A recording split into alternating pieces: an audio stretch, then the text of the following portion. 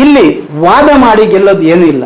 ಒಬ್ರು ಮತ್ತೊಬ್ರನ್ನ ಅರ್ಥ ಮಾಡ್ಕೊಳ್ಳೋದು, ಒಬ್ರು ಮತ್ತೊಬ್ರ ಜಾಗದಲ್ಲಿ ನಿಂತು ಯೋಚನೆ ಮಾಡೋದು ಮತ್ತು ಬಿಟ್ಕೊಳ್ಬೇಕಾಗತ್ತೆ. ಹೌದು, ಐತಿಹಾಸಿಕವಾಗಿ ಇವತ್ತು ಡೇಟಾ ಹೇಳ್ತಾ ಇದೆ, ಯಾವುದೋ ಒಂದು ಸಮುದಾಯಕ್ಕೆ ಅಥವಾ ಯಾವುದೋ ಹಲವಾರು ಸಮುದಾಯಗಳಿಗೆ, ಸಣ್ಣ ಸಣ್ಣ ಸಮುದಾಯಗಳಿಗಿರ್ಬೋದು, ದೊಡ್ಡಕ್ಕಿರ್ಬೋದು, ಐತಿಹಾಸಿಕವಾಗಿ ಅವರಿಗೆ ಅನ್ಯಾಯ ಆಗಿದೆ, ಅವರಿಗೆ ಅವಕಾಶ ವಂಚನೆ ಆಗಿದೆ ಅಂತ ಡೇಟಾ ಹೇಳ್ತಾ ಇದ್ರೆ ಅದನ್ನು ಒಪ್ಕೊಳ್ಳೋಣ ಮತ್ತು ಅವರಿಗೆ ಬಿಟ್ಕೊಡೋಣ.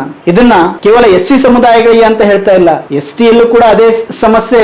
ಹಲವಾರು ಬುಡಕಟ್ಟು ಸಮುದಾಯಗಳು ಅದನ್ನೇ ಮಾತಾಡ್ತಾ ಇದ್ದಾರೆ, ನಮಗೆ ಅನ್ಯಾಯ ಆಗ್ತಾ ಇದೆ ಅಂತ ಹೇಳಿ. OBC ಒಳಗಡೆ ಆಲ್ರೆಡಿ ಕೆಟಗರಿ ಇದೆ. ಒಂದು ಕಾಲದಲ್ಲಿ ಇದೇ ಸಮಸ್ಯೆ OBCಗಳ ಒಳಗಡೆ ಇತ್ತು. ಬಹುಶಃ 70ರ ದಶಕದಲ್ಲಿ ಕಾಗೋಡು ತಿಮ್ಮಪ್ಪ ಅಂತವರು ಇದರ ಬಗ್ಗೆ ವಿಧಾನಮಂಡಲದಲ್ಲಿ ದೊಡ್ಡ ಒಂದು ಪ್ರತಿರೋಧವನ್ನ ಮಾಡಿ ನಮ್ಮ OBC ಒಳಗಡೆ ವರ್ಗೀಕರಣ ಮಾಡಬೇಕು ಅಂತ ದೊಡ್ಡ ವಾಯ್ಸ್ ನ ಮಾಡಿದ್ದಕ್ಕೆ ಕಾಗೋಡು ತಿಮ್ಮಪ್ಪ ಅವರು, S ಬಂಗಾರಪ್ಪ ಅಂತವರು ವಾಯ್ಸ್ ಮಾಡಿದ ಪರಿಣಾಮವಾಗಿ ಆ ನಂತರದಲ್ಲಿ ಸರ್ಕಾರ, ದೇವರಾಜ ಅರಸು ಸರ್ಕಾರ ಹಾವನೂರು ವರದಿ ಆಯೋಗವನ್ನ ಮಾಡಿತು. ಆ ಹಾವನೂರು ಆಯೋಗ ಇಡೀ ಕರ್ನಾಟಕದ OBC ಹಿಂದುಳಿದ ವರ್ಗಗಳ ಬಗ್ಗೆ ವರದಿಯನ್ನ ತಯಾರಿಸಿತು. ಅವತ್ತು ಆ ಒಂದು ದೇವರಾಜ ಅರಸು ಅವರಿಗೆ ಇದ್ದಂತಹ ಛಾತಿ ಮತ್ತೆ ಅವರಿಗಿದ್ದಂತಹ ವಿಲ್ ಪವರ್ ಮೂಲಕ ಅದು ಜಾರಿ ಆಯಿತು.